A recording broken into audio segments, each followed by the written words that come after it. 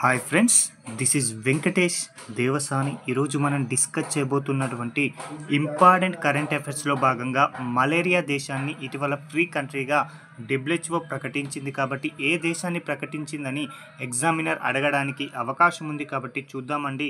World health organisation వారు ఇటీవల కాలంలో ఫ్రీ కంట్రీగా జార్జియా దేశాన్ని ప్రకటించడం జరిగింది. కాబట్టి చాలా ఇంపార్టెంట్ అండి. ఇటీవల WHO ఏ కంట్రీని ఫ్రీ కంట్రీగా, మలేరియా ఫ్రీ కంట్రీగా ప్రకటించింది అంటే జార్జియా దేశం అని గుర్తుంచుకుంటే సరిపోతుందండి. ప్రస్తుతం మలేరియా ఫ్రీ కంట్రీస్గా ఉన్నటువంటి 45 దేశాలలో జార్జియా దేశం కూడా చేరింది. కాబట్టి చాలా ఇంపార్టెంట్గా ఈ యొక్క అంశాన్ని గుర్తుంచుకోండి. ఇక మరొక అంశం అండి, ఉత్తమ శకటాలు 2025 ఉత్తమ శకటాలు 2025 అనేటువంటి టాపిక్ను డిస్కస్ చేస్తున్నాం. 2025 జనవరి 26వ తేదీన కర్తవ్య పదిలో జరిగినటువంటి రిపబ్లిక్ డే వేడుకల్లో పాల్గొన్నటువంటి శకటాలకి ఉత్తమ బహుమతులు అయితే ప్రకటించడం జరిగింది. ఈ యొక్క ఉత్తమ శకటంగా మొదటి బహుమతిని ఏ రాష్ట్రానికి సంబంధించిన శకటం గెలుచుకుంది అంటే ఉత్తరప్రదేశ్కు సంబంధించిన శకటం మొదటి ప్రైజ్ను గెలుచుకుందండి. అయితే ఉత్తరప్రదేశ్ రాష్ట్రం నుంచి పాల్గొన్నటువంటి ఏ శకటానికి ఈ యొక్క మొదటి బహుమతి వచ్చిందంటే మహాకుంభమేళ అనేటువంటి ఒక శకటానికి ఉత్తమ బహుమతిగా మొదటి స్థానంలో రావడం జరిగింది. ఇక సెకండ్ ప్రైజ్ వచ్చేసి త్రిపుర రాష్ట్రానికి సంబంధించిన కార్చి పూజ అనేటువంటి శకటానికి రెండవ బహుమతి రావడం జరిగింది. ఇక మూడవ బహుమతి వచ్చేసి మన ఆంధ్రప్రదేశ్ రాష్ట్రానికి సంబంధించినటువంటి ఏటికొప్పక లక్క బొమ్మల శకటానికి మూడవ బహుమతి రావడం జరిగింది. కాబట్టి ఎగ్జామ్ పాయింట్ ఆఫ్ వ్యూలో ప్రశ్న ఏ విధంగా అడుగుతారంటే 2025 జనవరి 26న జరిగినటువంటి రిపబ్లిక్ డే వేడుకల్లో ఉత్తమ శకటంగా మొదటి బహుమతిని అందుకున్నటువంటి ఉత్తమ బహుమతి అందుకున్న శకటం ఏది అని అడుగుతాడు. కాబట్టి మహాకుంభమేళా అని గుర్తుంచుకోండి. ఇది ఏ రాష్ట్రానికి సంబంధించింది అంటే ఉత్తరప్రదేశ్ అని గుర్తుంచుకుంటే సరిపోతుందండి. ఇదే వేడుకల్లో జమ్మూ కాశ్మీర్కు సంబంధించిన రైఫిల్స్ పరేడ్ టీం, అదేవిధంగా ఢిల్లీ పోలీస్ పరేడ్ టీం ఉత్తమ మార్చింగ్ కాంటిజెంట్గా ఎంపిక కావడం జరిగింది. కాబట్టి ఈ యొక్క అంశాన్ని కూడా గుర్తుంచుకోండి. అదేవిధంగా కేంద్ర ప్రభుత్వానికి సంబంధించినటువంటి వివిధ మంత్రిత్వ శాఖలు కూడా తమ యొక్క శకటాలను ఈ యొక్క వేడుకల్లో ప్రదర్శించడం జరుగుతుంది.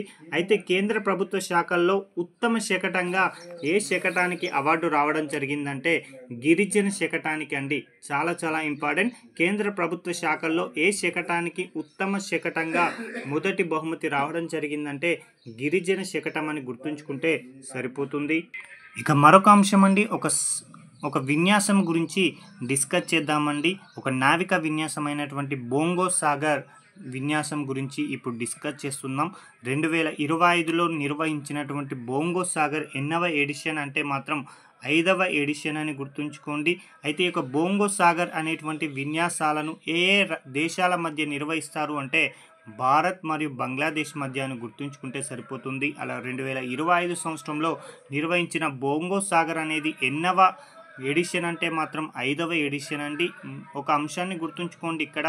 ఇదే సమయంలో అంటే 2025 మార్చి 10 నుంచి 12 తేదీలో కోఆర్డినేట్ పెట్రోల్ అనేటువంటి విన్యాసం కూడా 6వ ఎడిషన్ను నిర్వహించారు. కాబట్టి ఈ యొక్క అంశాన్ని కూడా గుర్తుంచుకోండి. అయితే ఈ యొక్క విన్యాసాలను ఎక్కడ నిర్వహించారు అంటే బంగాళాఖాతంలో ఈ యొక్క బోంగో సాగర్ విన్యాసాలను అయితే నిర్వహించడం జరిగింది. కాబట్టి చాలా ఇంపార్టెంట్ అండి. అయితే ఈ యొక్క బోంగో సాగర్ విన్యాసాలలో భారత్ నుంచి పాల్గొన్నటువంటి నౌక ఏది అంటే మాత్రం INS రణవీర్ అండి. చాలా ఇంపార్టెంట్. బోంగో సాగర్ 2025 విన్యాసాలలో భారత్ నుంచి పాల్గొన్నది INS రణవీర్ అని గుర్తుంచుకోండి. అదేవిధంగా బంగ్లాదేశ్ నుంచి BNS అబు ఉబైదా అనేటువంటి నేవీ అనేది పాల్గొనడం జరిగింది. కాబట్టి ఇది కూడా చాలా ఇంపార్టెంట్ అండి. అయితే ఈ యొక్క రెండు దేశాల మధ్య ఈ యొక్క విన్యాసాలను నిర్వహించడానికి గల ప్రధాన లక్ష్యం ఏంటి అంటే ఇరు దేశాల నౌకాదళాల మధ్య సహకారాన్ని, అదేవిధంగా పరస్పర సామర్థ్యాన్ని పెంపొందించడం, అదేవిధంగా ఉమ్మడిగా సముద్ర భద్రత సవాళ్లను ఎదుర్కొనేందుకు సహకారాన్ని అందిపుచ్చుకోవడం ఈ యొక్క బోంగో సాగర్ యొక్క ముఖ్య ఉద్దేశం అండి. అందుకోసమే ఈ యొక్క బోంగో సాగర్ విన్యాసాలను అయితే నిర్వహించడం జరుగుతుంది. కాబట్టి చాలా ఇంపార్టెంట్గా గుర్తుంచుకోండి. ఇక మరొక అంశం అండి, అస్త్రా ఎంకే క్షిపణి పేరును ఇటీవల కాలంలో మార్పు చేయడం జరిగింది. దాని యొక్క పేరును ఇటీవల కాలంలో గాంధీవాగా మార్చారండి. చాలా చాలా ఇంపార్టెంట్గా గుర్తుంచుకోండి. అస్త్రా ఎంకే3 అనేటువంటి క్షిపణి పేరును గాంధీవాగా మార్పు చేయడం జరిగింది.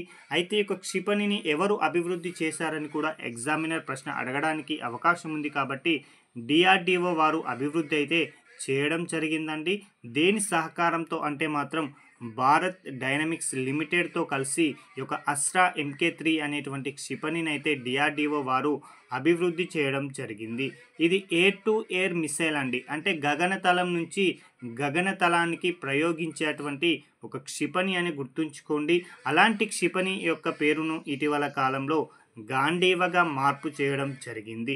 అసలు గాంధీవ అనేటువంటి పేరును ఎందుకోసం పెట్టారు అంటే, ఇది మహాభారతంలో అర్జునుడి యొక్క ధనస్సు పేరు గాంధీవం అండి.